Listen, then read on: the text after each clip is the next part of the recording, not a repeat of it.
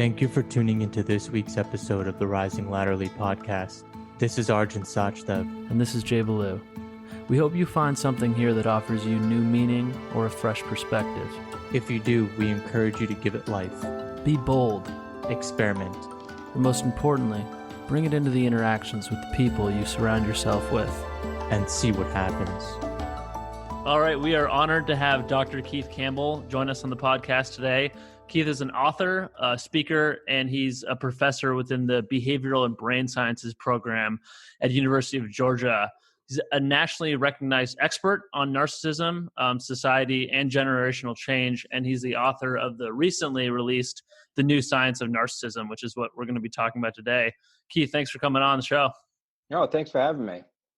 Yeah, so narcissism, I think is something we're all very familiar with, especially in 2020.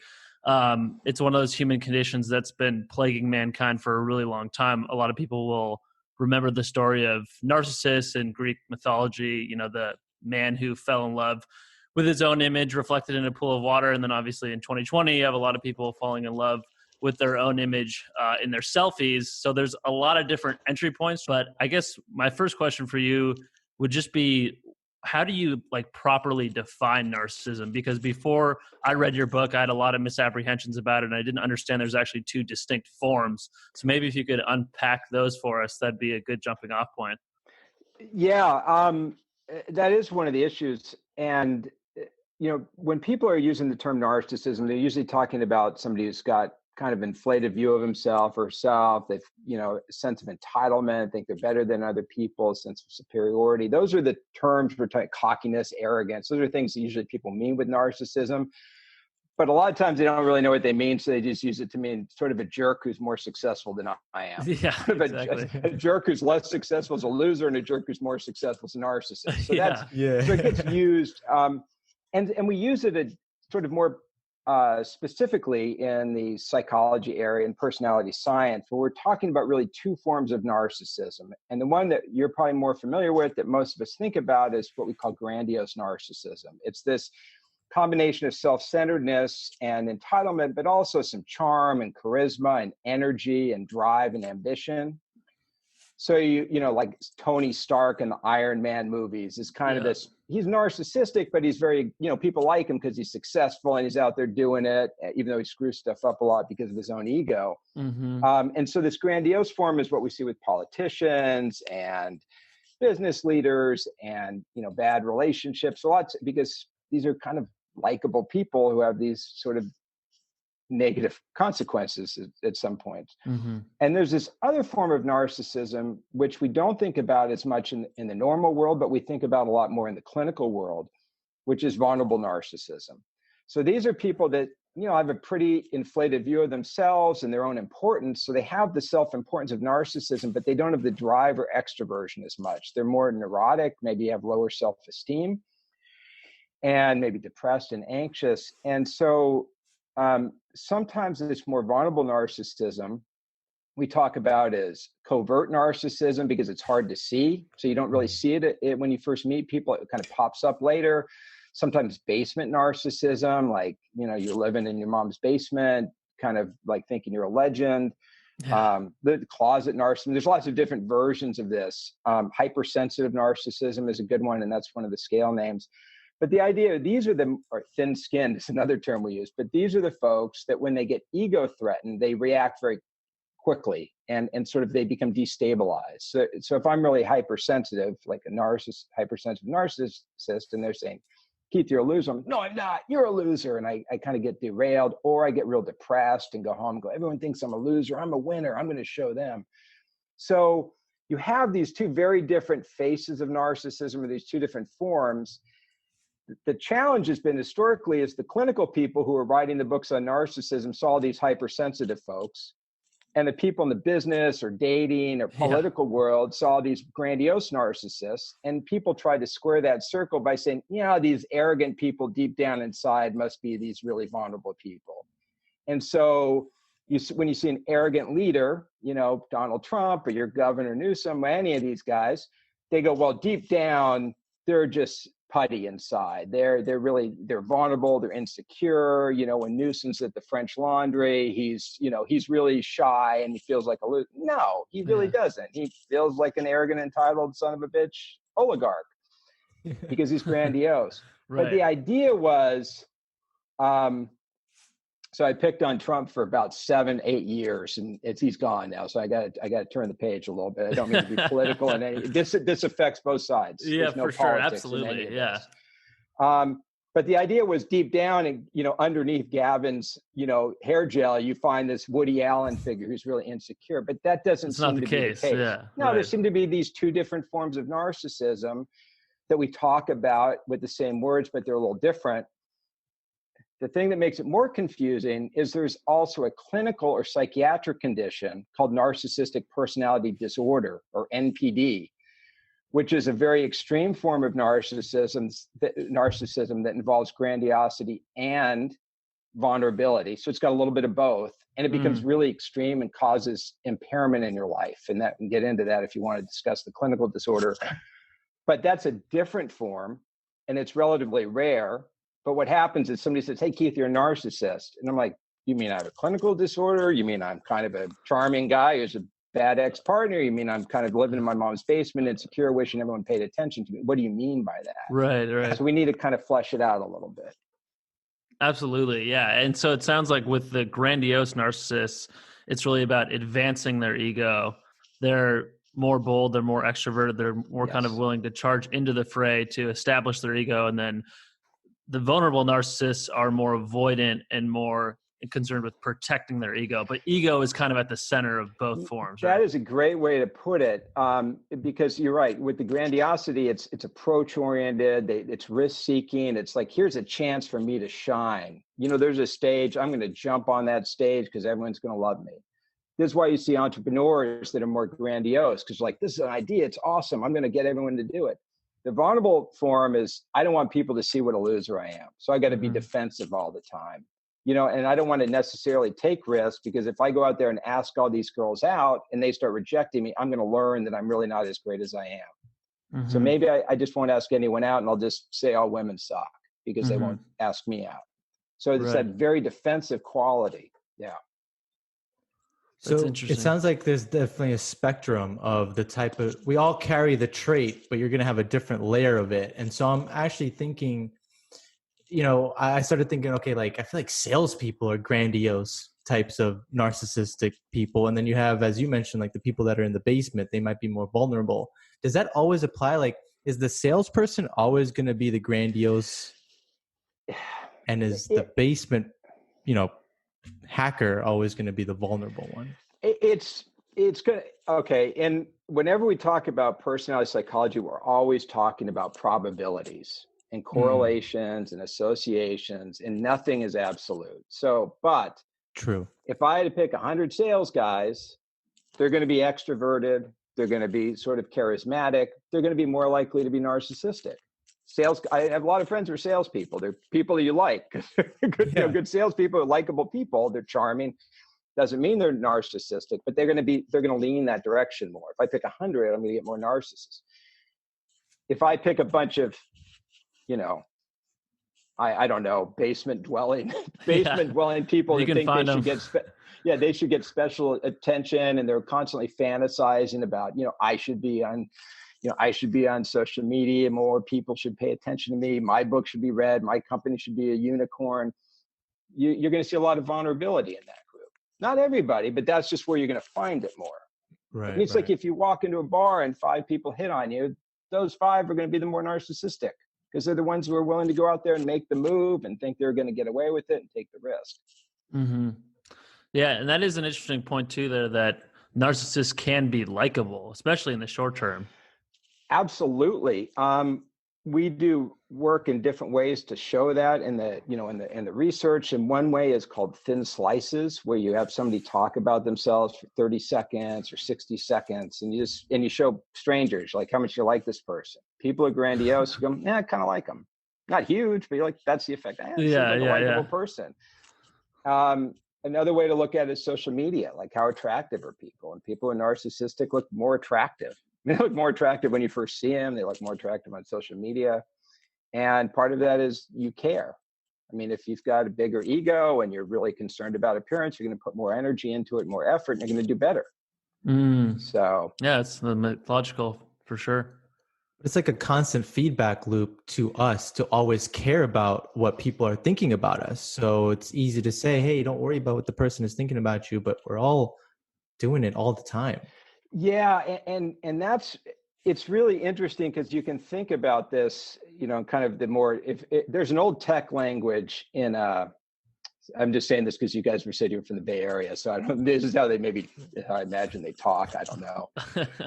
You drink the water when you live in the Bay Area. You drink the water in the Bay Area and you start thinking about like cybernetic models. But we have these old models of self-regulation that were kind of based on engineering, like tote loops, test, operate, test, exit loops. And so you have a lot of models of technical self-regulation, which is, I'm getting a little wonky, I apologize. No, it's fine. Yeah, we like the stuff. Okay. If I want to regulate how attractive I think I am, let's say I want to really think I'm an 8, and I'm really a 6, but I want to knock myself up a couple points. Well, I can do that in a few ways. One is I can do it with social self-regulation. So I can find a bunch of people in the world who think I'm an 8. And if I surround myself with people who think I'm an 8, I'm going to start thinking I'm an 8. So I get a posse like, Keith, you're awesome. You're so good looking. Now, if I'm rich, it's very easy to do that. I can go hire people to tell me I'm awesome. If I'm poor, no one's going to do it to me. So I can do it externally. But the other thing I have to do is convince myself I'm that attractive. So what I'm going to do is fantasize about it. If I meet you guys, I'm like, look at these young, attractive dudes. What a bunch of losers. They're ugly. I can kick ass. Gray-haired dudes are the best. So I start manipulating reality. When I get negative feedback, I discount it. When I get positive feedback, I accept it. You know, somebody's like, you're awesome. I'm like, yeah. And they're like, you're not awesome. I'm like, you're not awesome either. So I do this sort of self-regulatory work. And if I'm successful, I can maintain an illusion that I'm better than I am. And I can maintain that for a while. And if I'm really good at it, I can convince a lot of other people how attractive and important I am. And that's part of the illusion of narcissism. You know, it's this big self-regulation thing. It's like cult leaders are so good at this stuff because that's kind of what a cult is. You convince a bunch of people you're God. Right. Yeah. And a vulnerable narcissist who's maybe not participating in life as much as a normal person, they kind of avoid those feedback loops. So they provide themselves a space to live in the delusion because they never have anyone bursting their bubble. Right. And what happens when in the research on more vulnerable narcissists, you look at their fantasy life and they have these fantasies of grandiosity and they're kind of unstable. So they'll fantasize about grandiosity, then like, I'm a loser. Then like fantasize about grandiosity, then I'm a total loser. So this sort of up and down of fantasies. So there's a lot of fantasy, and I do this too. I don't mean to say like, yeah, if you're fantasizing, you're a legend, and also think you're a loser sometimes. I mean, you're normal, but this is something you see with this vulnerability because if you try to regulate something in a fantasy world, it's not as effective because you're just fantasy isn't as good as like fantasizing about having a Beamer and a hot girlfriend is not going to help me as much as having a Beamer and a hot girlfriend in terms of self-regulation. You know what I mean? Right. One is real and one's not. Right. So the vulnerable folks who self-regulate with fantasy aren't as successful at it usually. That's why they kind of spike into depression and anxiety at times. It's just hard to keep that up. You know what's really interesting about that, Keith, is recently I've been thinking about dreams. And what I'm realizing maybe is that dreams are basically telling us like, yo, Arjun, this is what you could be like if you weren't putting limits on yourself, if you weren't questioning everything, if you weren't constantly being fed who you should be. So dreams are telling us what we could be. And I just think it's like one of those things where when you think about fantasizing, it's like if you could tune into the dream and you realize like if I just let go of all this thinking that I do on my day-to-day, I could be what I dream, right? I could own that. Or I may not be able to fly, but I'm saying like I won't have that handcuff. So this great point. And so you put me on it because as soon as you said Arjun in the dream, I started thinking of the Gita and then thinking of the Upanishads and this line. And I can't remember which Upanishad, but it is in dreams, the mind knows its own immensity. That I don't even know where that line, it's a line that stuck for me from high school. but the idea is that dreams give you access to what potential you have. Now, this is not a sort of a classic Western idea. The Western idea, the more Freudian idea, is that dreams are a wish that you're kind of hiding from yourself, and we can figure out that really you want to sleep with your mom or whatever it is. But if you take that idea and go into the kind of Carl Jung world of psychology, where I don't really live, but it's a real world out there. When Jung wrote about narcissism, he really took that approach, is that some of these people are vulnerable. What their fantasy, these grandiose fantasies, are maybe something they should pursue in real life. So if you're fantasizing you're a legend, what he would say, go try to be a legend, try to square that circle, try to make your psyche whole in a way. Right. So I think there's something to that psychologically, but in terms of the research, there's just not a lot on that because we just haven't done it. Yeah, that's actually kind of a nice detour. Arjun and I have noticed a recent kind of surge of interest in Jung and depth psychology. And, it's such a different world than experimental psychology. So much of it is grounded in the shadow and the unconscious, which are difficult things, I imagine, to measure in an experimental setting. But do you ever see a world where the experimental and the analytical forms of psychology will kind of come together in some synthesis? It's a great question. It's interesting hearing you say that. So when I was an idiot 19-year-old, when I did all my good thinking, I was up at Berkeley and spent a lot of time drinking vodka and tab because it was, it was the 80s. So I drank vodka and tab and reading Jung. I think I read Jung's collected works minus maybe the Miller fantasies or something. Oh, wow. Nice. And I went through psychoanalysis, couch psychoanalysis, because it was a long time ago. And that's how you did mental health. It's before what we have now. And I really got into Jung. And then I kind of was like, I found some, anyway, what the hell? It's a podcast. Yeah, I found go some for it. stuff. I found where he was misrepresenting himself in his work. Meaning he was representing himself a different way. William James did the same thing. What I found out, and I kind of got turned off by a lot of this stuff at a time, and I shouldn't have. Part of it was because they couldn't write about things. So he'd say, this mystical experience happened to my patient, but it was really him. So people would, they change stuff in the writing, and Freud did this, and people did it. So I was really interested in Jung, and then it kind of just went away, and I did my normal psych, and I'm like materialism, behaviorism. I learned everything for 10, 15 years, whatever. And I've noticed in the past 5 years, maybe less, maybe more, Jung is coming back strong with all these young folks. It's unbelievable. Like I can talk about Jung and people are like, you've heard of Jung? What the hell? They're like, oh yeah, the shadow. Yeah, right. It's I read Aeon. Yeah, exactly. Yeah. Oh, I mean, well, but that's where it gets heavy, is like, who the heck can understand Aeon? I didn't understand it when I read it. I think I was probably 19. I didn't have a clue what he was talking about. And a lot of it's like Jung and Nietzsche, a lot of those guys, it's like the Upanishads too. You carry that stuff with you for 30 years. Then at age 50, you're like, that's what they're talking about. Yeah. It's really wild. Yeah. So I know a lot of 50-year-olds that are saying, pardon? No, I was going to say, I know a lot of 50-year-olds that are saying, I'm now finally figuring out life. That's good to hear, because I hope I'm figuring it out now. So I think there's a huge interest. So now, where does this come back?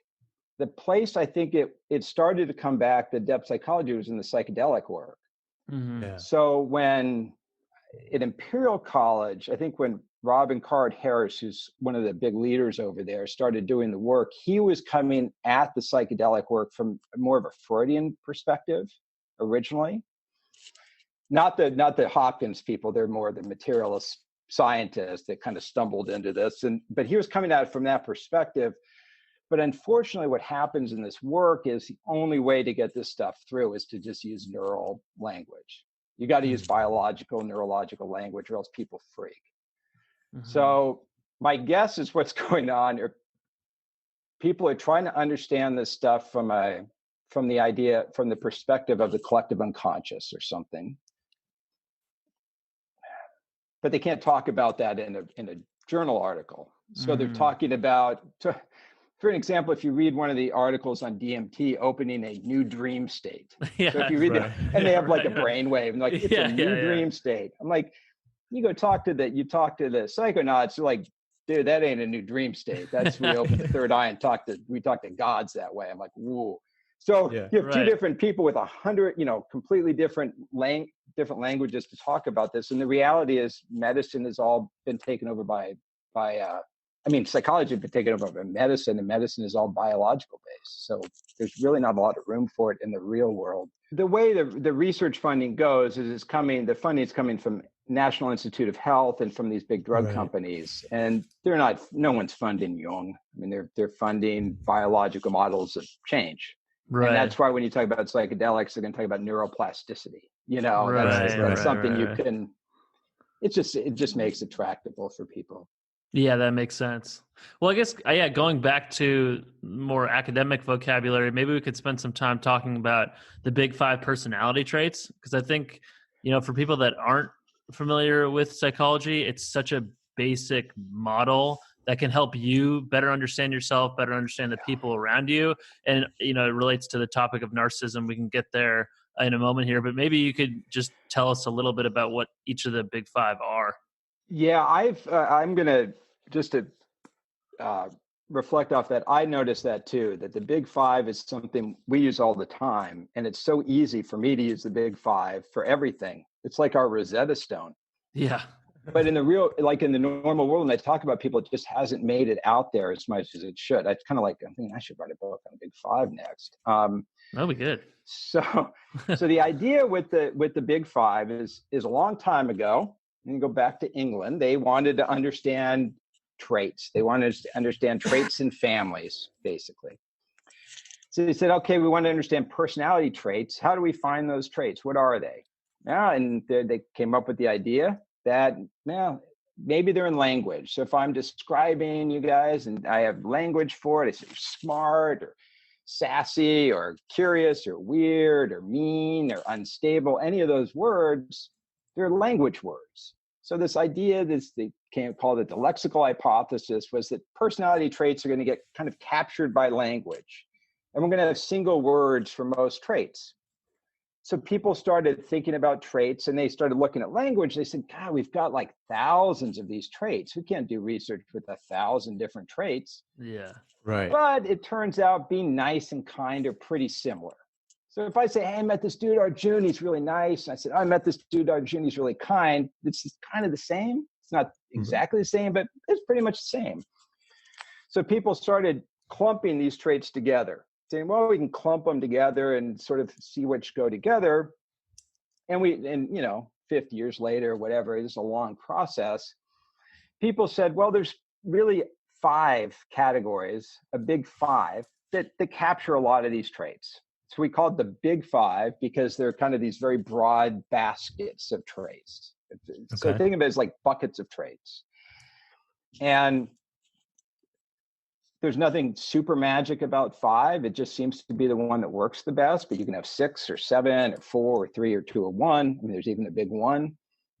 But those 5 factors break down and they spell canoe or ocean. So the psychologist always spelled it NEOAC for whatever reason, but ocean is probably the easiest way to remember the big 5. Yep. And I'll just go through those really fast and you can jump in if you want. Okay. But the first is O, which is openness to experience. Sometimes we just call it openness.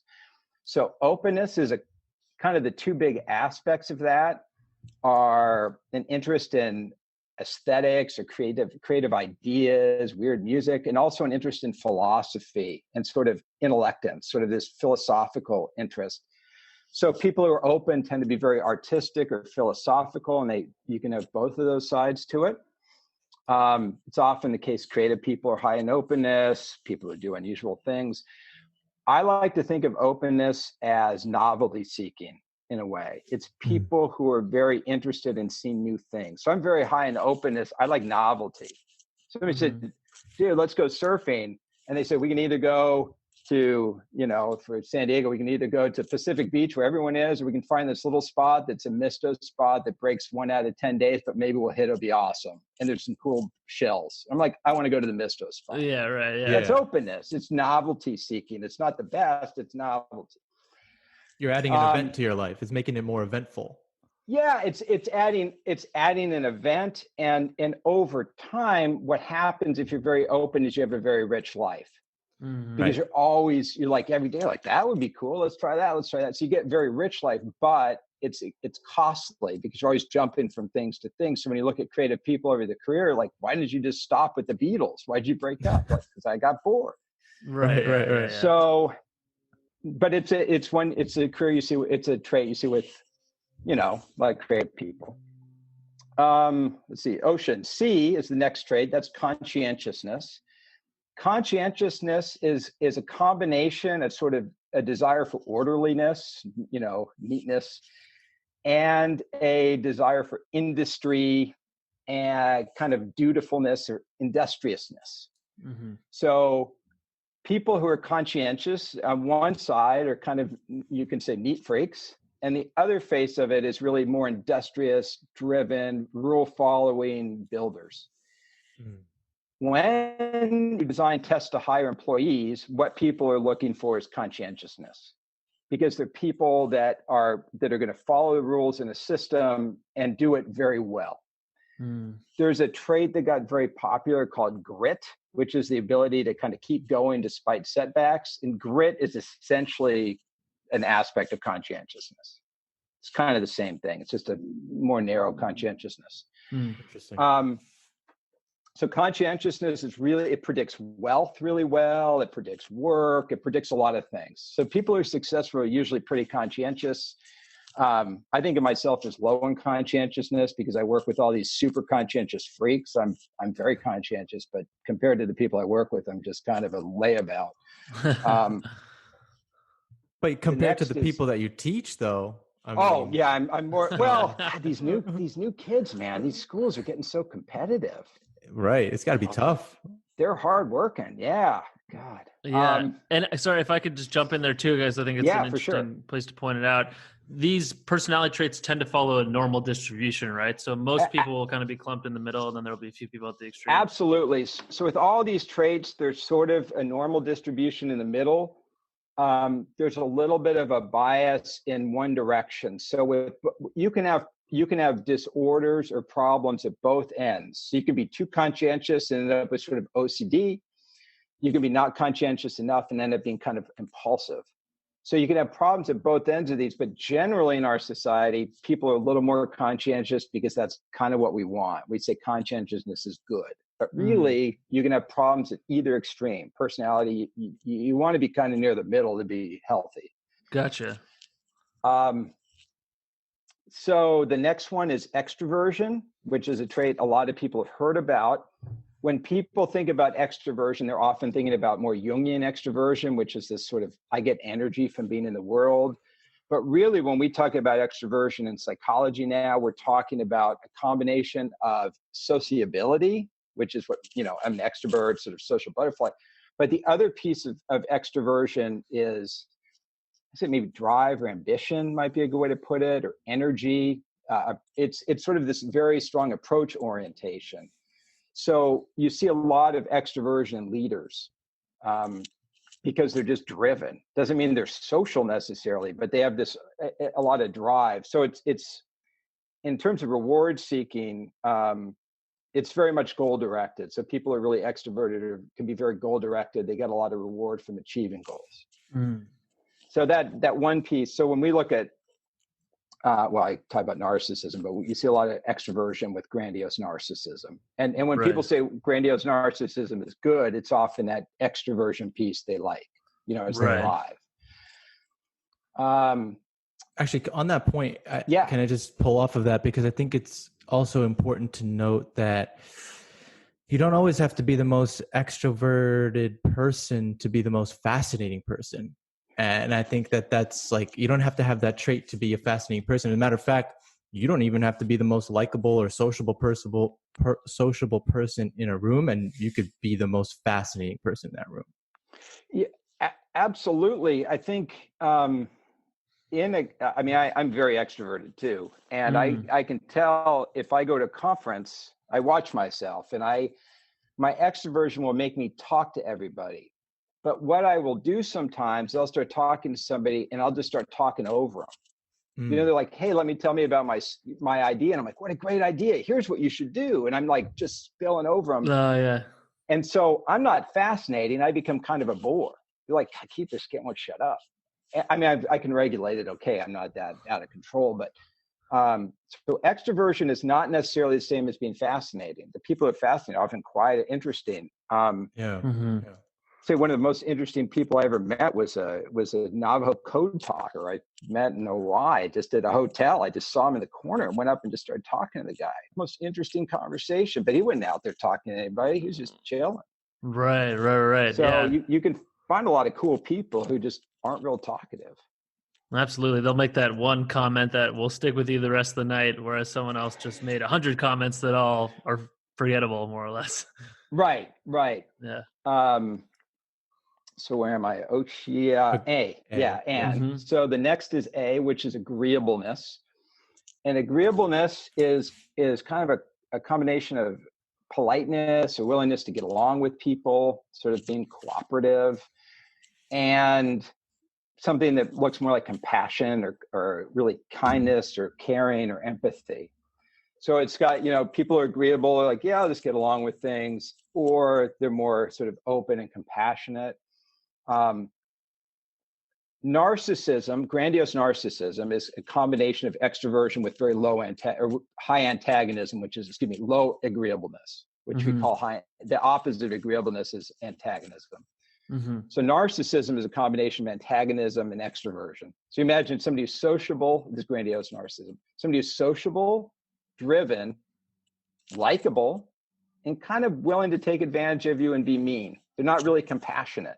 So you can see how you could hang out with a person like that, go to parties, do lots of fun stuff. As long as everything's working in that person's interest, it's great. Yeah. But when their interests cross your well-being, they're going to go with their interests and not your well-being, because the compassion isn't there. If you try to clown on them at a party or steal some of the limelight from them, they'll start to see you as a rival. They won't really roll with those punches, right? Yeah, and rivalry is even a term that they use in the field for that they'll switch and they're like, I got to take this guy down. So that's but that's the antagonism piece of narcissism working. If you've got somebody who's extroverted and kind of nice and you start clowning on them, they're like, clown back. Right. You're like, that seems like a nice guy. Yeah. That's the difference. But being a jerk really helps in business. It helps, and people like, it shouldn't help. It kind of does. I mean, people who are mean, who are antagonistic, make more money. Just because they're willing to ask for more, they're willing to rise to leadership. They look out for number one a little more. They don't take no for an answer. Don't take no for an answer. There can be a bit of a bully. So sometimes this stuff, there's a payoff to this behavior in some areas, and so it gets really complicated for that reason. That's why the world ends up infected with people who are kind of a-holes. Because they have all these other qualities. And they've been trained like, hey, I was a jerk and it got me my particular outcome. And I've just been conditioned my whole life that if I act a particular way, that outcome usually happens. And so it's really hard to shake that behavior from the outcome and just go for the outcome and not be an asshole about it. Yeah, and what's neat about that is the way you put it is and this is what happens with people who are bullies or aggressive or anything, they think it's working all the time. Because what happens is if somebody comes up and bullies you, like, fine, you can have my stuff. But you put a note in your head, say, I'm never working with Keith again. He's a jackass. I don't want that guy in my life. And so what happens is you end up winning, but you're also cutting off all these people around you who have realized that they don't want anything to do with you. And then they go, hey, Keith, we're going to start a company. We don't want you because you're a dick. You were successful because you took advantage of all those people, but you're not somebody we want in your organization. So this idea like the no asshole rule on companies. And people, I ran a company like this. I was you just don't want people like that. So that's where it bites you in the ass, is long term. And you can see how in hyper competitive environments that start off with a poor culture, it becomes sort of a race to the bottom, because if there is a strategic advantage to being an asshole. If you forego that, then you might not excel. So if someone else is going to be an asshole, then I might as well be an asshole too. That's what it takes to get ahead. Absolutely. And we have research on that with like commons dilemmas, which are kind of a classic, like overfishing or over harvesting trees or whatever, where people who are narcissistic were very effective at first because they're like, I'm going to catch every damn salmon out here. I don't care about anyone else. So they always win initially. They lose longer term, but then you go, oh, that guy won. I'm going to be a dick too. And so everyone starts doing it and the whole system breaks down. The race to the bottom is a good way to put it. And if you find yourself lonely at the top, I think that means you did something wrong because you were just a dick the whole time. Yeah, you cut every single person off. And, you know, the lonely at the top, there's kind of two meanings. And one is that, you know, you've isolated yourself. Like if you're in DC, get a dog if you want a friend, you know, that kind of idea. And the other idea, though, is more positive, which is, you know, if the responsibility is ultimately on your shoulders and you're a good leader, what you do is you take the responsibility and you don't make your followers pay for it. You go, look, I'm the boss. I got to take the hit here. I got to make the call. I'm not going to make you guys give me your feedback and then do it. I'm just going to take, you know, I'm like the leader. Then this is what leaders do. So sometimes it can have a more positive meaning, I think, depending on the person. True. But yeah, you ruin your relationships with narcissism, and you get older and you want relationships. You don't have Right. Yeah, it reminds me of that movie There Will Be Blood. I don't know if you ever seen that one. The Paul Thomas Anderson with Daniel Day-Lewis, but he you know he plays you know, oil baron, and he comes from nothing. You know, very approach oriented. Like his whole story is about risk taking and building this empire from nothing, but he alienates people all along the way. And he gives this one speech about his contempt for people. And, you know, you think about that in the context of antagonism, he was probably like first percentile in agreeableness, just as disagreeable. I mean, you know, misanthropic. And at the end of the story, he's, you know, lost his son. He has no friendly relationships within his business world. He's just, you know, in a massive mansion by himself, basically, you know, rotting to death. So it's just a good kind of case study in that. Is it Doheny? Was that who that was about? I think it was actually based on a fictional novel called Oil, but I imagine the novel, which was written almost 100 years ago now, is probably based on a real figure as well. Yeah, I thought it was. I remember I remember my dad's old California. I talked to him about it. It just sounded like it would make me too sad to watch. Because he's such a great actor. I'd just buy into it and I'd be like, oh God. Yeah. I was just talking to somebody this morning about you know, Carnegie, Andrew Carnegie, I guess, dying alone. You know, with this whatever would have today been, you know, Bezos level for maybe not Bezos level, but Gates level fortune, and just kind of dying alone in a castle, just alienated everybody. Can you actually help those types of people? Like, let's say you observe someone like that is going down that path, and there's someone close in your circle. I mean, I feel like they have to be the ones who obviously want to make the change, but can anyone actually influence them and change their behavior? They can, obviously. I mean, it's not I don't want to say it's impossible, but right. My general thing is it's very hard to change yourself. It's very hard to change yourself if you're overweight and you don't want to be overweight. It's hard to change yourself. It's hard to change yourself if you're anxious or depressed and you don't want to be anxious or depressed. Now, imagine you think you're kind of awesome and you're better than other people. It's just hard. You know, you've got to be motivated to do it. So there's this big motivational piece. And that's the big problem with narcissism is even if they're motivated initially when they go into therapy, that they just don't stick with it as much because you got to give up a lot. But what I've heard from a number of people now is they say, you know, I'm narcissistic, I'm driven, I'm a careerist, I've wanted to pursue all these things, but now I see all these people with families and I see the love they have and I want that. And I don't know how to get it because I just not wired that way. So if somebody asks you for help, you can start a conversation, you know. But I just think it's very hard to change anyone. You just kind of live your best life and maybe they come up and ask you a question. But hard to do. Sure.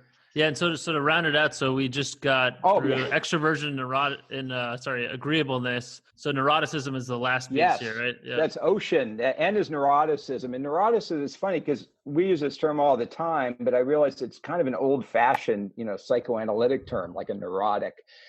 I was thinking of Woody Allen, but neuroticism is really a combination of you get this, the anxiety and depression that you're sort of internalizing, but you also get some hostility with neuroticism, this kind of angry, almost like fear-driven anger or anxiety-driven anger, where people are just freaked out, but they take it out on somebody else. And I was going to say the opposite side of neuroticism we call emotional stability. So you think about somebody who's low in neuroticism being kind of stable, and somebody who's neurotic as being unstable and anxious. So they're not anxious all the time, but anxiety pops up.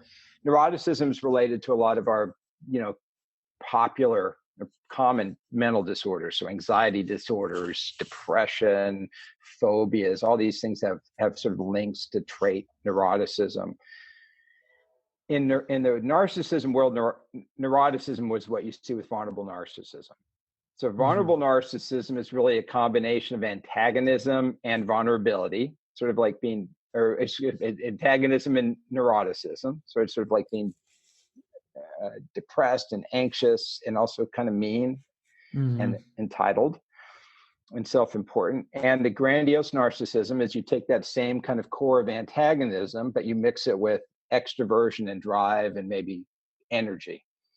So you can see that sort of the key core to all narcissism is antagonism, self-importance, entitlement, I matter more than you. But if you marry that differently, if you marry that antagonism with neuroticism, you end up kind of scared and defensive, but I'm better than you. And if you marry it with energy and extroversion, it was sort of a weaponized antagonism, a likable antagonism. And those are the two faces. Very interesting. Yeah. Fits together kind of like a Venn diagram. Sorry, go ahead, Arjun. No, I just imagine that this has to have such a huge impact, obviously, on like the environment a child is growing up in. Like if you're an adult and a parent and you know these 5 traits, you can actually work on these things. So you're not the person who comes home after a stressful day at work and you take it out on your kid, for example. You know what I mean? You act neurotic in that way, or you start to fall into anxiety and depression and you take it out on your children or the people around you. So I just feel like the influences, you can shape like the influences around you if you have like a grasp of these 5 traits. Yeah, that's the idea of self-regulation, which is this fancy term we use for how you become the person you want to be.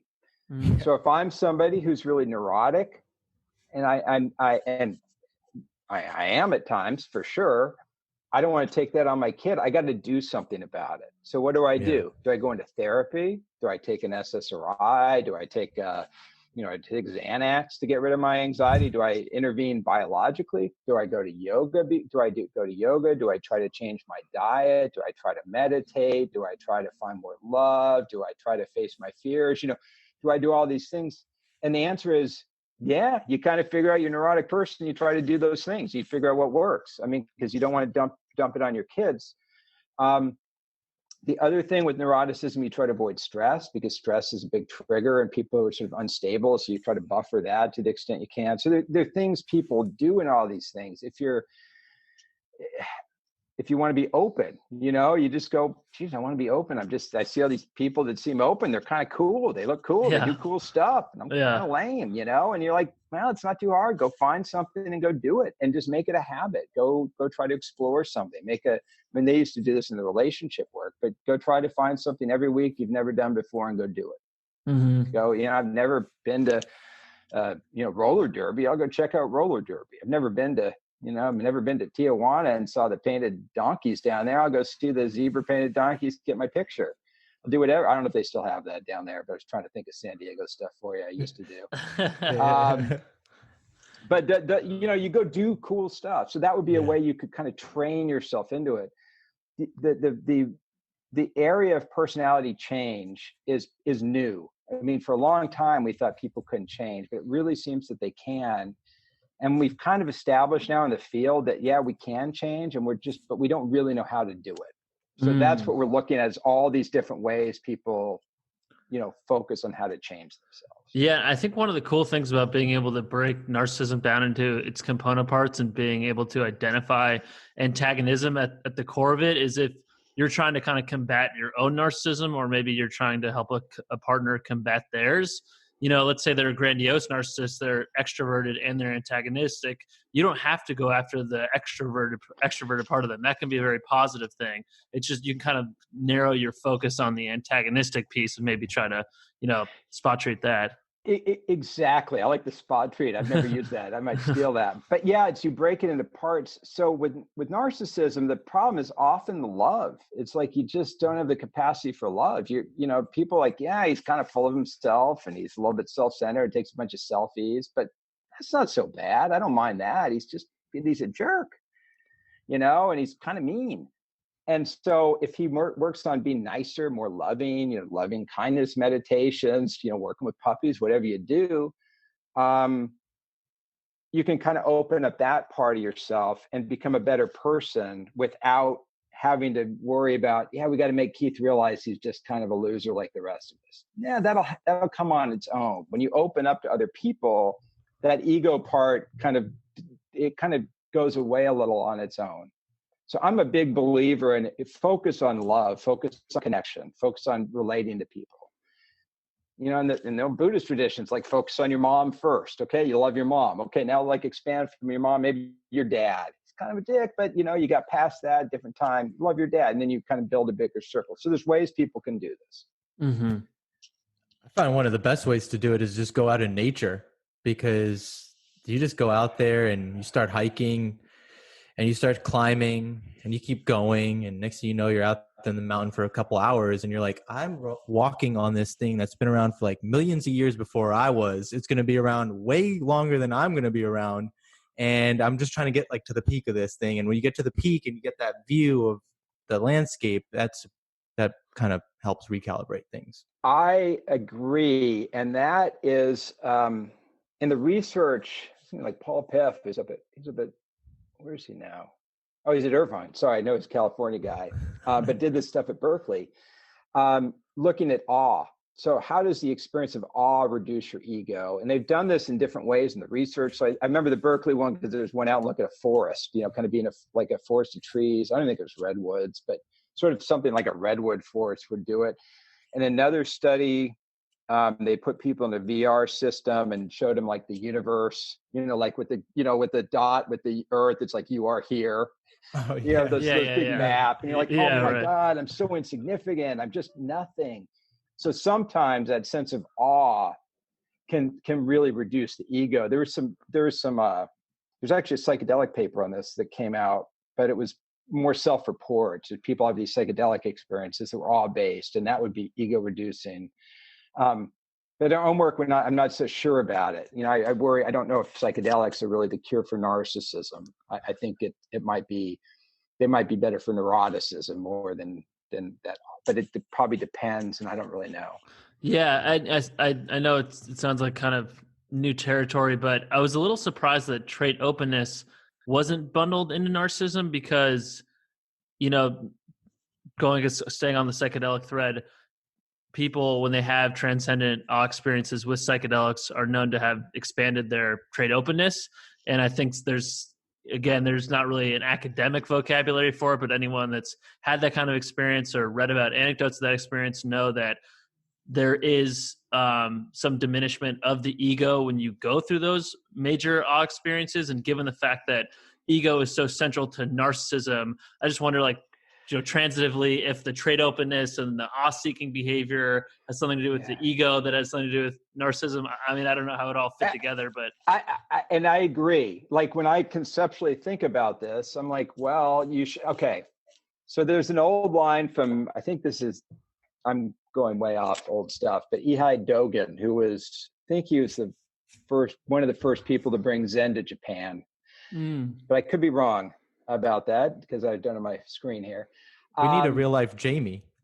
Dude, everyone needs a Jamie. Like when I teach in class, I have like 10 students in front. I'm like, just Google everything I say. And they'll just jump out like, dude, you're totally wrong. That was actually, you're thinking of Bodhidharma. You're a moron. And I'm like, thank you. I'm like, I guarantee you I'll be right 80% of the time. That's all I give. That's all the guarantees I give. Yeah. But there's a line from Dogen, I think, which was, to study the self is to lose the self. To lose the self is to become one with the 10,000 things. So the idea that sort of learning about the self led to a transcendence of the self, and the transcendence of the self led to connection, is a very powerful idea. And the idea you're talking about is like, you kind of like have this ego death or whatever experience. And then after that, you're going to be more open to anything. Like everything is going to be kind of more potentiated with awe, potentiated with dopamine or reward or whatever it is. That makes sense. I don't know if it's well, it's hard to say, because in the lab studies with psilocybin, it made people become more open.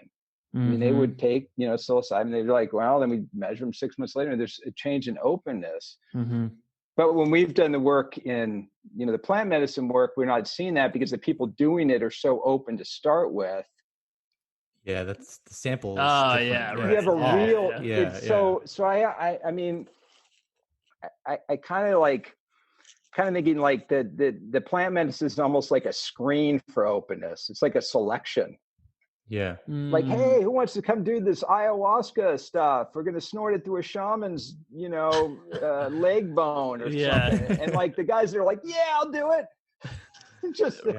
They're the high open people. Right. That makes sense. That makes total sense. So it's hard, and we can't randomly assign people. You can't bring a bunch of naive people in the lab and say, hey, we're going to put you on this really transcendent psychedelic experience. Just sign this box and we'll see what happens. We can't really do experiments on this stuff. Right. So what you're saying makes sense. I'm just not sure. I'm just not sure. Yeah, totally. I don't know how to put all these pieces together, and it's complicated. I'm getting so nerdy out of my head. I'm thinking of like, I had a student who's building all these associative models with traits from psychedelic experiences, but you mess with them and you can get different stories. It's just hard to know. Totally. It's so unique it's so unique to the user. I think so. And, who you're getting to use and what the situation is and with the psychedelics, it's set and setting. It's sort of what the mindset is going in there. Where are you? What's the container like? All this stuff. And our science is so basic, just so amateur at this point. We just need decades to really figure this out. Well, maybe though I think it's definitely going to be like a trend for the future. We're going to find out that psychedelics is the cure to like everything. Are you on the team? Are you ready? I'm on the team. Yeah. All the evidence is there. I mean, in terms of like the news coming out every day around different companies that are figuring out ways to pair LSD and use that to treat anxiety, or do that with the same with ketamine, or do that the same with psilocybin. I mean, there's a lot of money flowing there too. So it's hard to argue with that, It's so strange because I started looking at this. I had a grad student, Brandon Wise, actually in San Diego now working down there, doing an internship. Nice. And years ago, we were talking about the psychedelics, and we started looking at the research, and we're like, oh my God. I remember I was like, this is it. This is exactly what you did. This is going to change everything. And then you start looking into the past, like, oh my God, it already was doing it. So what got me was Bill W., who started AA, was a proponent of LSD. And people, that's crazy. But it's not crazy, because Bill W. wanted people to have mystical experiences, because he was talking to Carl Jung and reading William James. And he thought, that the sort of the key process of psychological change to get rid of alcoholism will be a mystical experience. So when he talked to Jung tried to induce that in him in therapy, and he couldn't do it. And I'm not even sure if it was Jung or one of his other people. You can Google Bill W's letter to Jung. It's very interesting.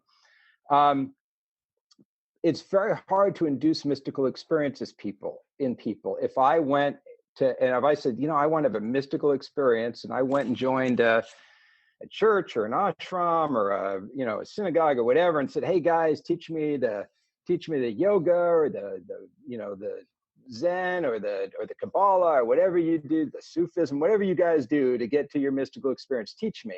And I went and did it. And I went 10, 20 years, maybe I could get a mystical experience. If I worked really hard, fasted, and lived in the mountains, and maybe it'll come to me and it'll be awesome. You use psychedelics and you're hitting it, 50% of the time. Yeah. Maybe it's less. I'm trying to think, and we don't have Sure. Yeah. The amount of effort they have to put in to get there. Yeah. It's a lot. All of a sudden you're like, it's like people have been hiking up Everest and you're like, or you just take this and sit here and listen to this soundtrack and kind of be at the top of Everest in about an hour and a half. Yeah, right. Yeah, exactly. Or throw on some virtual reality goggles. And I mean, really. So it's like, so this stuff is so powerful. And then you go, well, we've got an unregulated, hyper-potent psychoactive medicine running around, and the government's like, no one can use it. So then you've got these labs that are using it very responsibly, where there's a lot of training, but outside the labs, it's popping up in all these different contexts. And I'm cool with that because I'm an old dude and I went to Berkeley and I don't care, but it's not, it's haphazard because there isn't the control in the system. Mm-hmm. I can see that. Nervous. Right. And when it's a fake system, I mean, I can go tell people I'm a shaman and I start running workshops and I'm opening up people's psyche and I'm just doing all sorts of damage because I'm not trained, so that's the risk. Yeah, that makes sense. Yeah. Well, maybe we could spend some time talking about the ideal personality. I think you refer to it as the golden personality in your book. Cause I know we spent a lot of time kind of talking about what can go awry when people are too extreme in terms of undesirable traits, but there is kind of a sweet spot here. And I think it's an important thing to look for in other people and maybe try to get to in yourself. So if you could tell us a little bit about the right mix, that'd be awesome. Well, yeah. And I don't want to say like, you can have a very interesting life being uneven. So yeah, like that. I mean, I am really open and smart. I don't like authority. And I'm kind of like, so somebody like me, I should be either in jail or a professor. It's kind of like you get those, you know what I mean? That's just how it is. I made it but I should have been dead. There's no way I should have survived.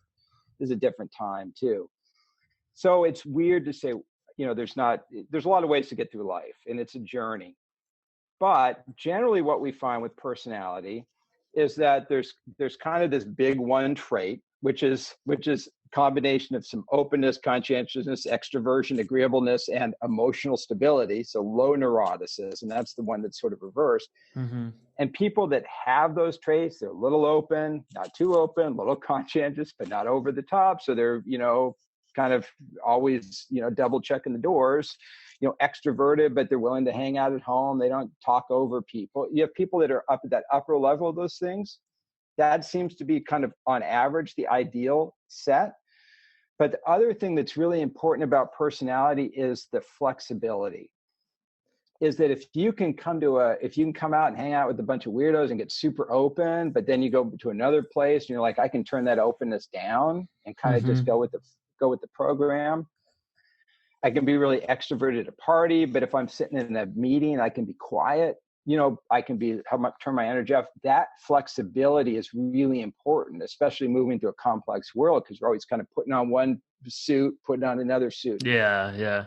So a lot of it is, do you have these certain traits, but can you be flexible? Can you ramp them up when you need to? So if you've got to go to the cocktail party, can you put the game face on and go be extroverted, meet everybody in there and do your thing? Even if you come home and puke and go to bed, you can do it at the time. So I guess I would say to people, it's really focused not just on who you are, but who you can potentially be and be who you want to be in those right contexts. Be able to and a lot of us, I have a lot of problems. Like I can't listen to people. I'm just too, I'm too extroverted, too open. I'm too, I don't know. It's just hard to sit still. Something. But it does show.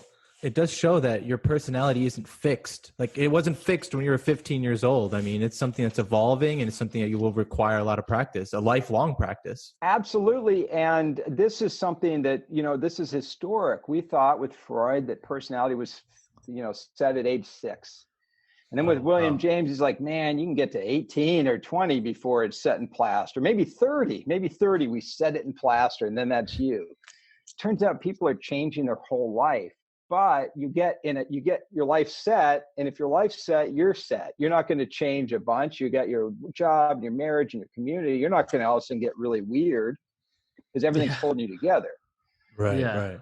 So there is stability in life, often because we want it to be stable. We want to be who we are, but there is so much possibility for change and transformation that I didn't think it was there until I've started looking at the science come in, and it's like people can change. So like with my students' ayahuasca work, we found 0.8 standard deviations, which I don't even know how to put that in human language. Pretty big change for me. That's like what you get out of therapy for a long time with meds. We found that kind of change with neuroticism from a week. Wow. So one standard deviation is 68%. So 0.8 is just under one standard deviation. Well, so you would understand what that meant, but for the audience, right. That's a big move. Wow. Yeah. So you get a real decent size move. Now this isn't clinical trials or anything, but just looking at the data, like, my God, we just get a bunch of people, and you got people changing. You get people changing a standard deviation in the sample from a week. So that's huge. Yeah, that's wild. So when you start and you start going, well, man, we could start moving these things around. What do I want to move, and who do I want to be? But the problem is most people don't know that, and most people are like, who do I want to be? And they're like, I want to be more attractive. And so we spend a lot of time and money on looking good, which is fine. I mean, being attractive is worth more than being charming for a lot of us. So I'm not saying it's a waste of money, but if you look at where people put their energy and effort, it's more to their appearance than it is to their personality. Right. I don't hear a lot of people saying, Keith, I want to be more this or that. They just don't very often. And probably a lot of time put into how their personality is perceived. So even if they're very low in openness and very neurotic, they actually don't take a lot of risks. They'll spend a lot of time cultivating an image of themselves on social media that, looks like a person who's novelty seeking and out there trying new things. Yeah. There's a term, old social term called symbolic self-completion. So the idea is like, I want to be, I'm kind of a legend, and you say, oh, you're going to go climb Half Dome, and you're like, I could, but I'm just going to get a tattoo of an eagle because that's kind of the same. An eagle tattoo is just about the same as climbing Half Dome, but that's what they're doing. They're self-regulating again, but symbolically, So instead of climbing Half Dome, they're like, I'll get the tattoo and kind of wear the clothes. Yeah, right. Kind of wear the outfit. I mean, this is probably what keeps skate companies in business or whatever, all those surf brands, but a lot of marketing is, but people, instead of getting ahead directly, will do it through product purchases. Interesting. So Keith, we actually had Richard Lang on recently on one of the podcasts. Are you familiar with Richard Lang? Like Artie Lang? No, Richard Lang of the Headless Way. And the reason I have no idea who that is. Yeah, so he's sorry, Richard.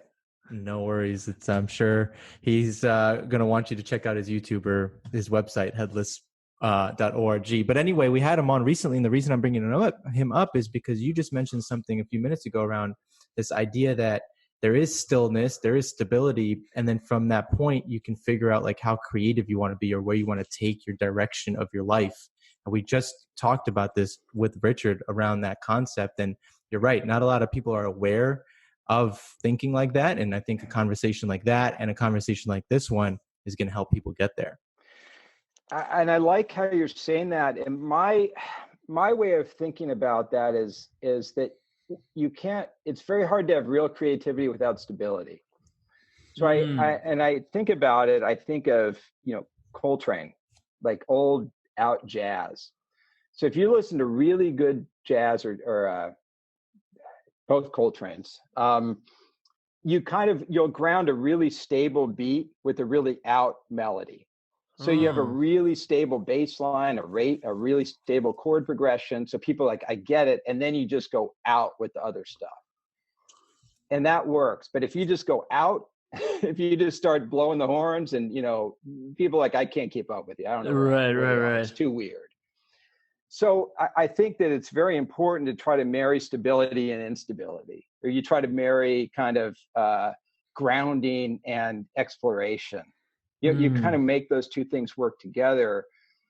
I don't know why. I don't have any, attachment theory works like that. There's some psychological models that suggest this is the case. I don't know why, but that's kind of my vibe with this. If you don't have a ground, you can lose yourself very easily. So like if you're like an author, it'd be good to have a stable family life, maybe a stable residence, and then you have that office where you can go and write for hours on end instead of living under different bridges across the city trying to write your book, right? You can do that. There are famous authors who do that. It just beats you down over time, and I don't know. I think having both those things is important. And maybe that's just me. Maybe it's okay just to let go and just, but I just think having a grounding is useful because it's hard. Maybe the problem is you think you're creative and you're not. You're just being a knucklehead unless you have some grounding. I don't know. Yeah. Well, it does tie into the vulnerable narcissism point too. I think, you can live in your own little world of delusion thinking you're a genius. And, sometimes the only difference between genius and insanity is talent. And maybe you land in the insanity bucket and you've completely misjudged your talent, but because you don't let anyone read any of your work, you can go on believing that one day, you'll be in the history books. Oh, yeah. This reminds me, I don't know why this stuff is all triggering things, but I'll go with Nietzsche because you brought up Jung. In Zarathustra, he has the parable of I don't remember what he calls it, the parable of the three metamorphoses, maybe it's the metamorphosis. So you start off as a camel and you carry as much as you can and you walk into the desert. And eventually in the desert, you turn into a lion. And as much as you carried as a camel is how big you are. So if you carried a lot, you're a big lion. You didn't carry much, you're a little lion. And you turn into a lion and you see a dragon. And on the scale of that dragon, it says, thou shalt not, on every scale of the dragon. And you kill the dragon. And when you kill the dragon, you turn into a child. And the child says yes. So that was Nietzsche's idea of creativity, which was if you don't learn all the stuff, if you don't do the hard work, if you don't work through the real system, if you don't learn how to paint, if you go, I'm going to be a surreal artist without actually learning how to paint a portrait. Yeah. If you don't do the hard work, if you're like, I'm going to be an out jazz musician without learning 4/4 time, Right. You're not going to get there. But if you do that hard work, you're going to become a lion. And then you're going to see where they say, you can't do this, Keith. You can't study this stuff. You can't study. And you're like, yeah, I've been doing this for 20 years. I can do whatever I want. You can't stop me. I don't care. That's that transformation. So for Nietzsche, it was like putting in all this work. And eventually you got to this point where you go like, I can just express myself freely. And you see this with a lot of great musicians who put in the time, they put it in, and then they can just express creatively. My concern is the people that are like, I'm a genius. I'm going to skip all the hard work and start doing genius stuff and hope I get discovered. And I'm like, it's not going to happen unless you have enough money to pay people, influencers and stuff to convince people you're a genius. And, anyway. Yeah. I don't mean to sound too judgy here. I just think just the overall psychological transformation is there's a place to learning how the world is. In order to become creative, you have to understand how things work before you can create something different. Absolutely. Right. Yeah.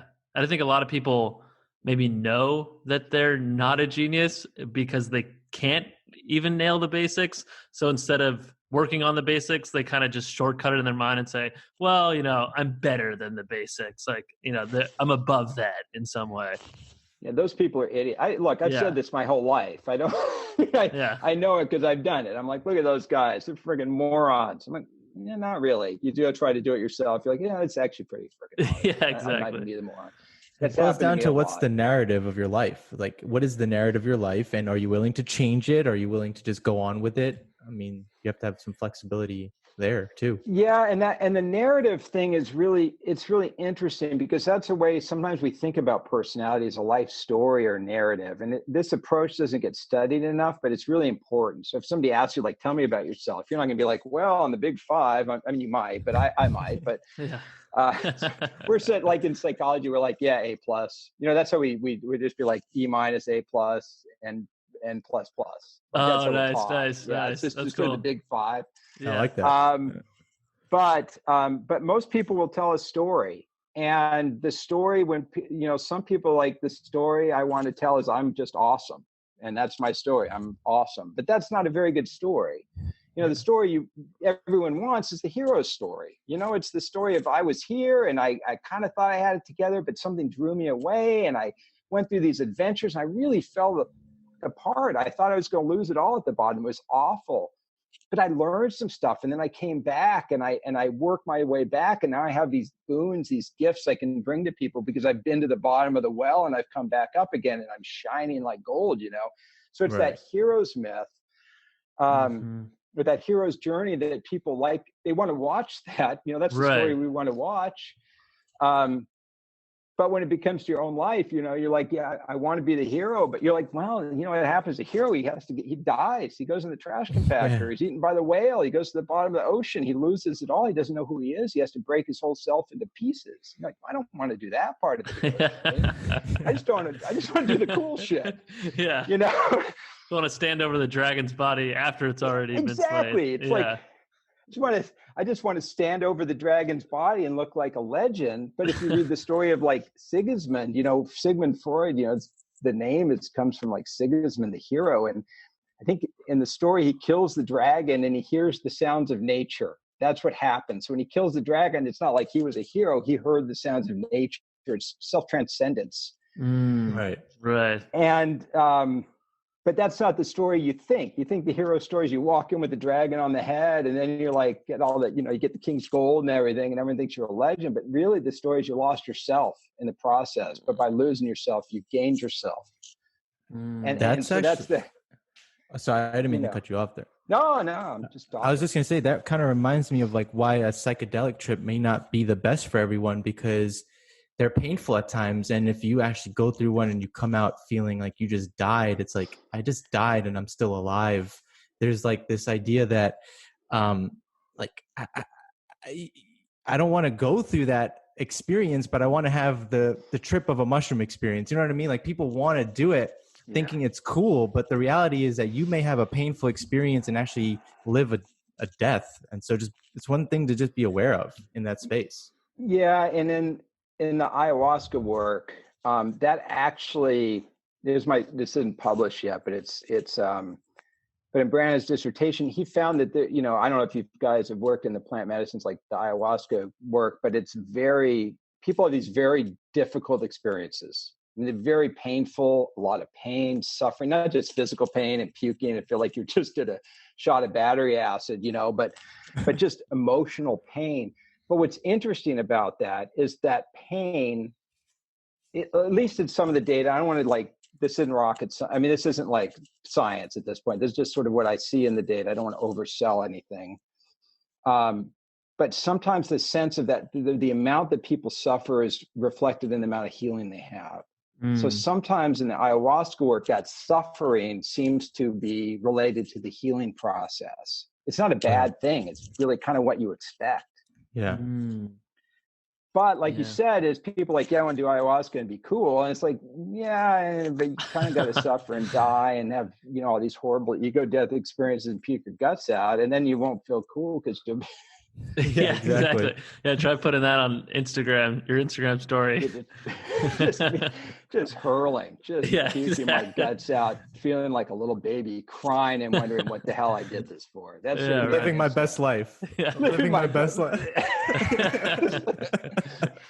Yeah, so that's why this stuff is, I think, like, the psychedelics are the most powerful. I think DMT is probably the most powerful medicine there is. There might be more. I've talked to people who've done crazier things, I guess, but I don't know of a lot more powerful, but I don't go out there recommending it to people willy-nilly because people are like, oh, it'd be cool. I'm like, I've had a lot of cool, like I've done a lot of travel, and you go, I had a great trip. What happened? We got, went to, it was like going to Baja, back in the day, go drive down to Cabo for 3 weeks with some surfboards and fishing rods. And it's like, what happened? Well, we got arrested. We almost had a car crash. We had a burro walk in front of us, try to eat us, all these crazy things happen, almost drowned, sharks, and you're like, what a great trip. Exactly. Yeah, right.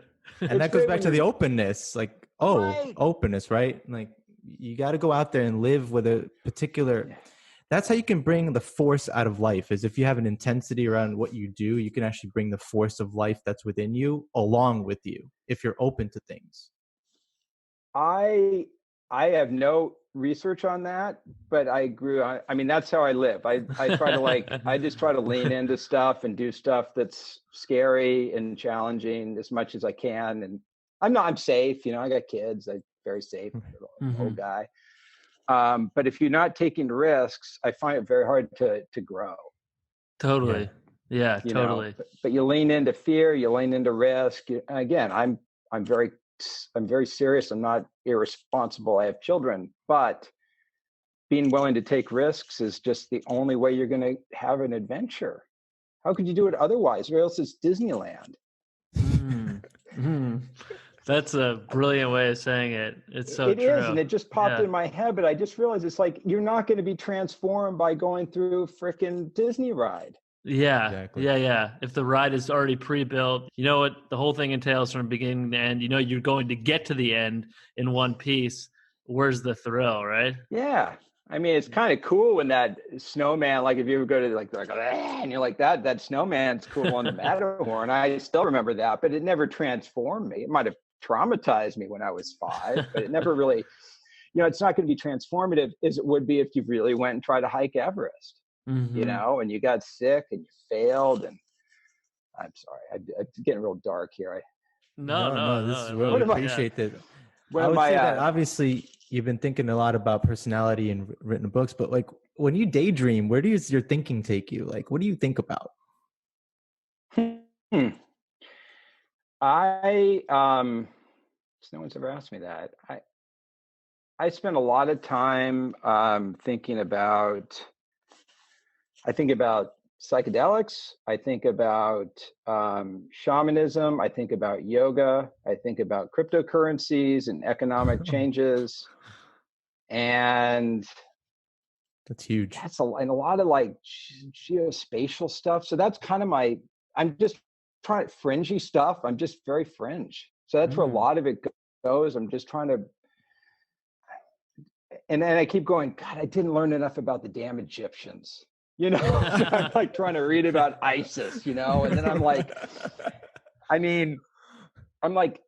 working with all this shamanism and it's Shipibo. Well, I should go read Milarepa's enlightenment story. So I'll go read Milarepa. And then I'm like, oh my God, this stuff all connects, but I never write it down. So that's why I kind of am always puzzling around that stuff. And then a lot of it is because we're going through such radical cultural change, moving from sort of a hierarchy to a network, that I think a lot about that. Like, how is this going to happen in currencies and economics and just all sorts of stuff.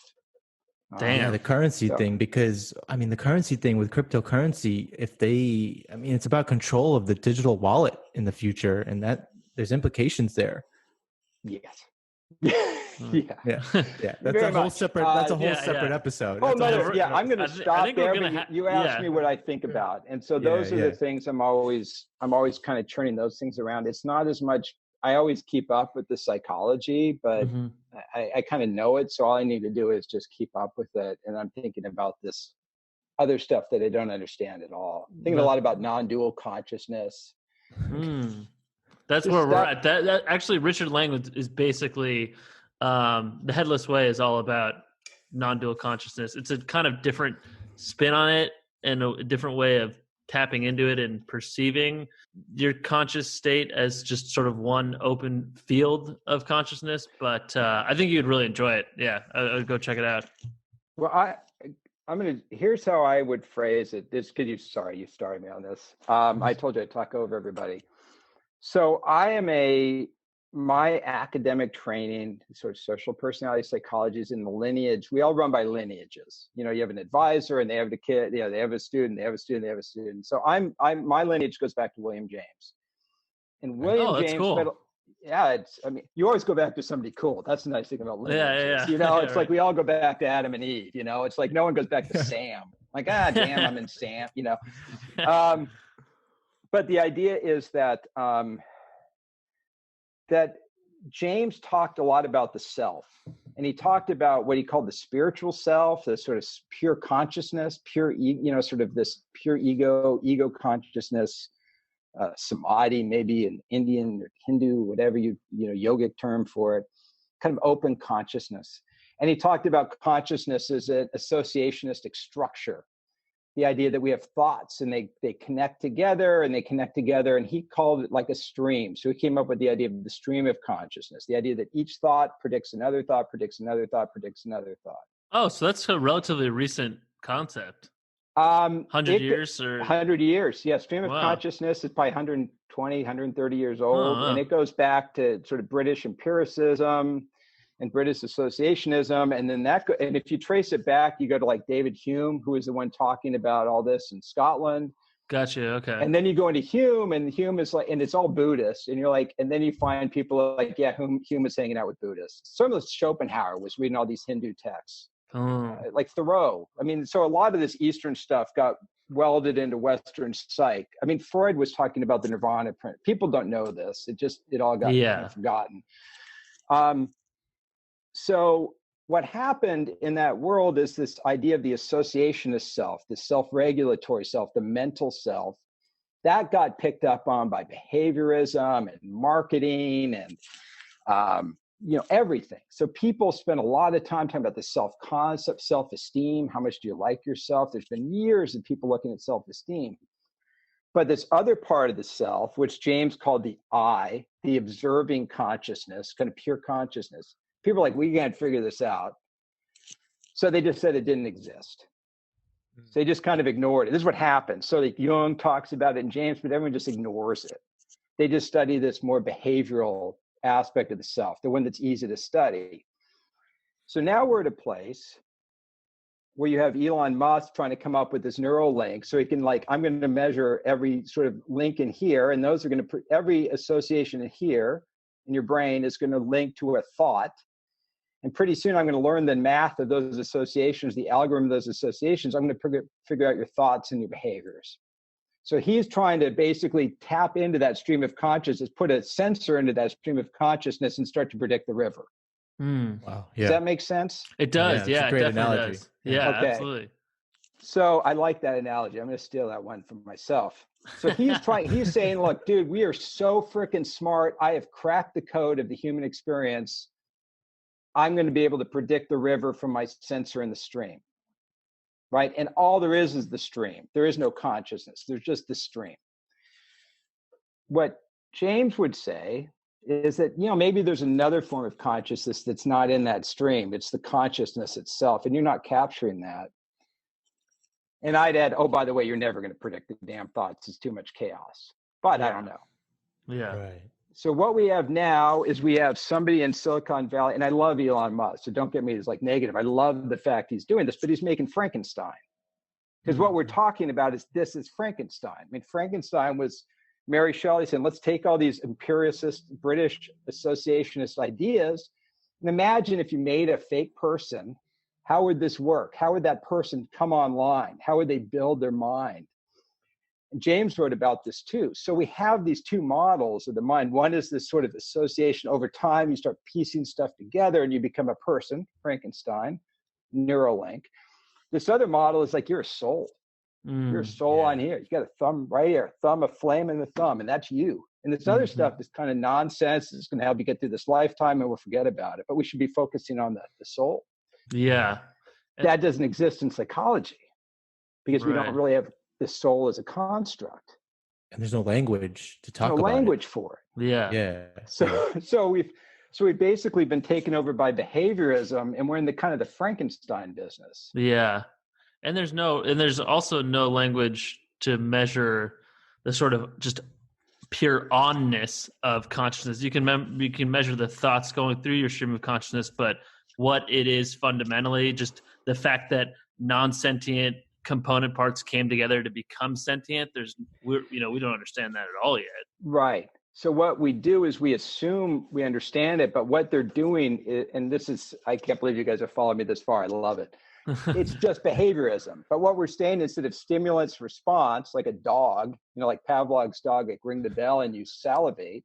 What they're saying is, we're going to ring the bell and it's going to hit this neuron, and that neuron's going to hit 3 neurons, and those 3 are going to hit 9 or whatever, and do the math. I'm going to have 1,000 neurons, and then you're going to salivate. Right. It's the same model. It's just got like 1,000 stimulus and responses in the middle. That's what a neural net is. A neural net is essentially like 1,000 SRs, 1,000 stimulus responses in a hierarchy. So we're rebuilding behaviorism, calling it, I don't know what the hell, machine learning or AI. I guess we're calling it AI because it's super complicated behaviorism, and we're rebuilding Frankenstein. That's the project right now, because the people doing it don't have a soul, or they're materialists. Right. Yeah. Which is all of science. So that's not unusual. I mean, that's how science is. It's materialist science. So they think like we can get a person out of stuff because we're materialists. We should be able to create you out of stuff. Yeah, it's going from one system or one structure to a new structure. It's still a structure. Shouldn't be a big deal, right, man? Yeah. And then I should be able to take your consciousness and I should be able to upload it on a computer. Yeah. Right? Yeah. And I can send it to Mars, and then I'll download it into a robot on Mars. And it's going to be awesome. That's just how it works.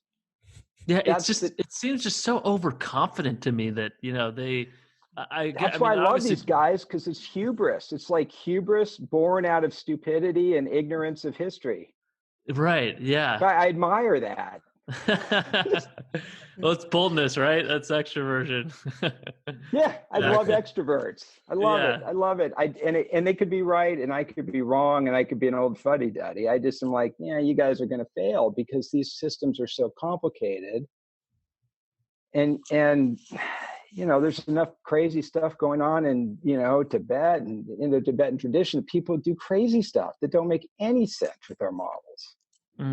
So that's the other problem is our models. We test psych students and normal people, and they work pretty well. But, if you go to Tibet, I haven't been there in a long time. It's probably horrible now. But you work with some, really kind of realized yogis, and they're going to be able to move around some of these things. I mean, anyway.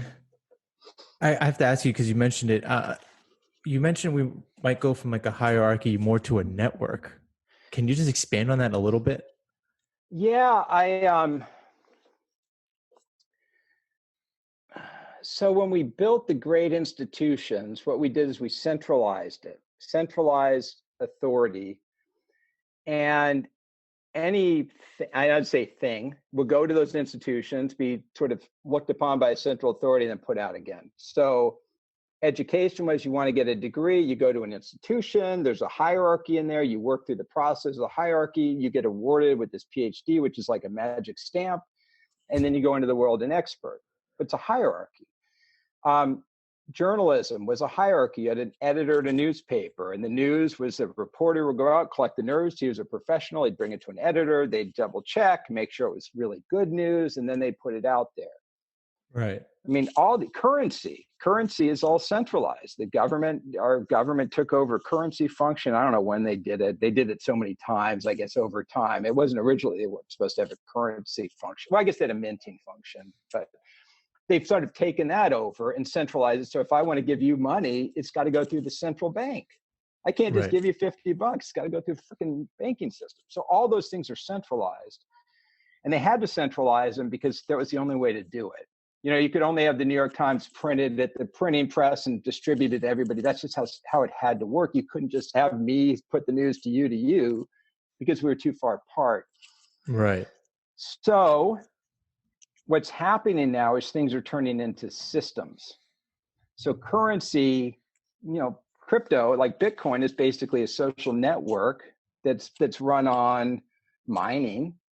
I shouldn't say social network. Well, it's kind of a network. It's kind of network. is, yeah. Yeah, it kind of is a social network. I would say like crypto, Bitcoin is run on mining and Instagram's run on narcissism, but they're kind of the same thing.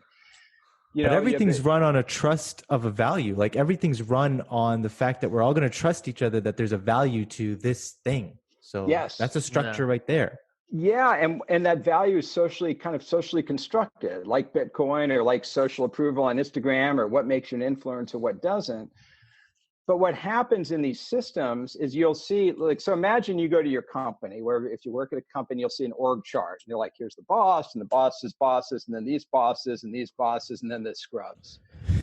But when you work at a real company, what you'll find out is that's not how it works. Turns out the boss is actually this person over here. The director of, I don't know, in a tech company, I don't know what they call them, creative, product or souffle something. maker, some, chief creative officer. That's actually the person running the company, along with the secretary over here, who knows everybody and everyone loves. And whatever she says goes. So the two of them are kind of running the whole show. And if you do a social network of the company, and you could hire somebody to do it for a fortune, or you could just do it yourself, you'll see there's really a different company in the company.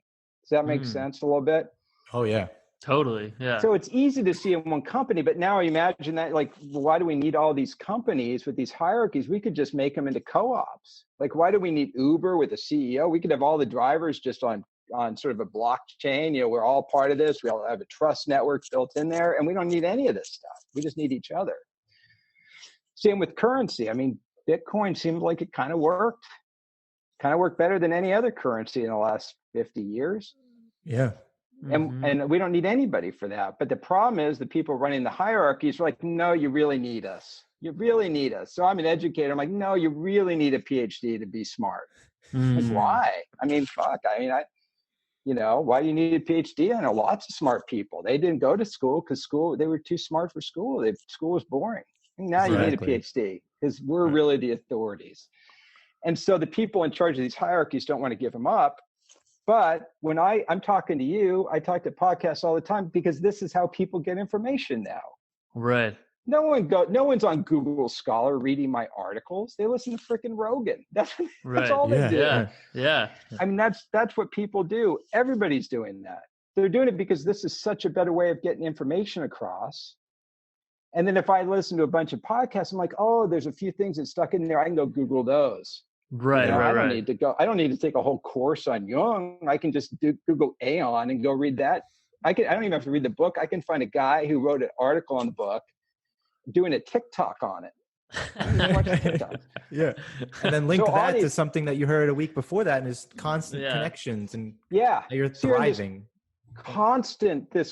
These systems that are just constantly interacting with each other. But then the formal systems are all based on a hierarchy. So it's just very hard. I don't know how this is going to all work. But I think that's what's going on, is these breakdown of these unnecessary hierarchies, where the people in the hierarchies, such as myself, who's a well-paid tenure professor, we're going away. Like, I'm just saying, tenure professors are going away. We're just going to be gone. That's just the nature of the beast. But there's going to be a lot of people who are really popular, who are thought leaders or interesting people that are going to be famous, and some of them will have PhDs and some won't, and some will be weird, some will be smart, and they'll just go out there and make it on their own. So I think that's where it kind of, does that make sense? Because I'm just thinking this myself. Totally, yeah. I think there'll be one generation of people that kind of get fucked over, because it'll kind of be like they, rushed for the freshman year, but then by the time they get to senior year, they don't get the privileges that the class before them had earned. So they're like, what the hell did I put all that work in for? And they're going to be the ones trying to hold on to the hierarchy and keep it in place for as long as they can. But eventually the network will, win it out, I think. I think it does. It's just sometimes it's a challenge getting there. And networks are scary for people, right? Because you're like, I'm never certain of anything anymore. Like, how do you know anything? Like, I don't really know anything, man. And the way I know stuff is I talk to the people who do the work. So if I'm interested, if I'm interested in some aspect of science, I'll meet somebody who's a grad student who's buddies with the grad student who works in the lab, and then I'll get all the info from them. Like, oh, they seem legit. They don't seem legit. Like, I don't trust centralized messaging sources at all. It's interesting, but I'm skeptical of it until I know people. And I think a lot of people are like that now. They just trust their network. Totally. Yeah. Totally. More people are going that way. And I think COVID and quarantine is just the catalyst for this to even exponentially grow. In terms of this type of like, hey, we're more of a web and more of a just in the connection than we are part of the hierarchy. Absolutely. So with the COVID is a great example of this, because when I want to figure out, I can't look at the news because I'm like, the news is just, I don't even know what it is anymore. It's not even entertainment anymore. It's just, maybe it's just clickbait. I don't know what it is. But I go, I got a friend and, you know, I meet somebody at yoga who's a nurse. I'm like, hey, how's it going to the hospital? And they're like, well, here's the deal. And I'll meet somebody else who works there. And what do you do? I clean up in the hospital and janitor. Cool. How's it going over there? And they'll give me a perspective. And somebody else's surgeon will give me a perspective. And I'll put those perspectives together and I'll go, okay, I kind of think this is going on. And people are like, you know? And I'm like, I don't really know. I'm just making a working model from talking to people who seem legit. Mm-hmm. Exactly. Right. I think a lot of people are doing this now. Oh, totally. Yeah. I would definitely put a lot of my friends and myself and Arjun in that camp for sure. Yeah. As long as you know, are willing to think, maintain your critical thinking and not fall down like a wormhole of misinformation. I think that's actually probably a better way to acquire a worldview, because you're not, you know, looking at it through the very narrow lens provided by someone like Eric Weinstein would say, like the, you know, institutional gated narrative. Like you're open to a lot more when you're pursuing information via a network.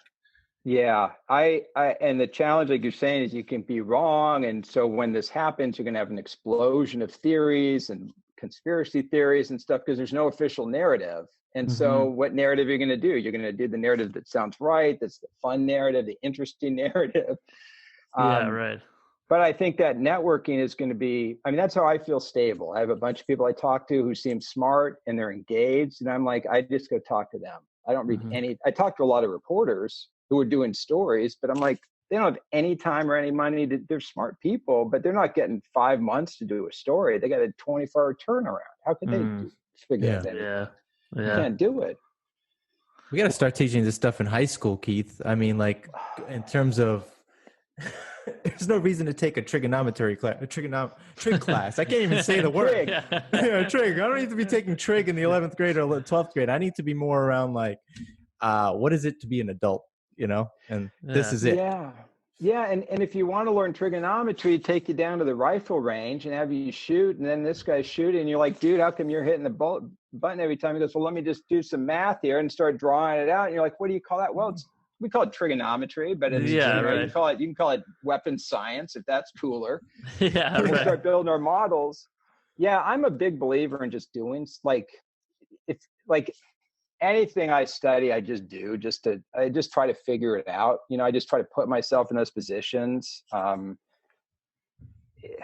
Not every, obviously, but I just try to have a real experience in life, and then match the real experience with the theoretical experience. And this goes, so we're getting so weird here. This goes back to the Tao Te Ching. One of my favorite childhood books was, I was young, we didn't have that many books, and we had to read them. We didn't have anything else, so I just read books over and over. But there's a line in the Tao Te Ching, it depends on the translation, but something like, you know, you have to still yourself in order to observe life's secrets, but you have to act in order to learn life's manifestations. And the two are the same. They're the same thing. Wow. The models and the manifestations are the same thing. They're just different faces of the same process. And so that's something personally I just try to take to heart. I just go do stuff. And a lot of it is just talking to people. Talking to everybody. And it helps. And if you don't, I don't know, that's just, I'm very extroverted. That's how I work. Other people are more thoughtful, and they kind of like sit back and think, and they're really good at that, you know, really good data process. I'm more of a, I heard there was a line, I think Socrates said, you know, the unexamined life is not worth living. And then I believe Plato followed it up with I'm going to screw this up now. The unlived life is not worth examining, essentially, which is kind of seems like it's the same idea. So the thing with the book learning is, if you're not getting the real life, it just doesn't stick as well. Right. Well, we talked about a lot. We talked about consciousness, psychedelics, narcissism, Big Five. I feel like there's even more to talk about, but you're obviously welcome back anytime. you have the availability, Keith. It was a wonderful conversation. Oh, thanks. Yeah, I just looked at the time. I'm like, oh my goodness. I know. You guys are cool. It's fun. No, Nice. Appreciate that. It was a great conversation. And, you know, as we all get more into the web, we're going to have to revisit this conversation. Yeah, absolutely. Like I said, I think this is kind of where things are going. It's going to be people just talking and trying to sort stuff out, and then, you know, referring back to sources. And I think this is a better than, you know, come take my class for 12 weeks and come out of there. And this year specifically, I mean, we've talked about it recently, but 2020, like making the connections and networking this year is so unique that if you do it the right way, you can actually develop bonds that are going to be pretty strong, because you did it in a time where all the odds were stacked against us to talk to people. And so if you can still do a Zoom meeting, or if you can still connect on Twitter or LinkedIn or whatever, like this is the time to be networking, to your point, and getting the world view that way. Yeah, I agree. I agree. And I said, like I said, this year it's like the worst year, but I've had such an interesting year. It's just kind of crazy because of these conversations, because I have all these interesting conversations with people. It's fun. I've learned a lot. I wish I could go to the beach, freaking Governor Newsom. Sorry, man, no surfing for you. I know. Good thing ease still works. Pardon? Good thing ease still works. That's ease cannabis delivery. Oh, not in Georgia, man. They just, I heard of ease. They just hang me here. No, if I can go to the gun range, no problem. You know, mashing guns. So it's just different. You know, just different place. Yeah, I hope we can get out of this quarantine. I hope at some point. I think at some point we just might have to do it ourselves. Don't know if they'll let us. I know, right? Well, sometimes. Well, the book is The New Science of Narcissism. I actually really, really enjoyed the read. I know that we covered a fair amount of it here, but there's so much great nuggets in there. It's going to make you look at yourself differently, look at your social media use differently. So I highly recommend it to the audience. Thank you so much for having me. This was great fun. Enjoyed you guys. Glad you're doing this. Awesome. Thank you, Keith. Appreciate it.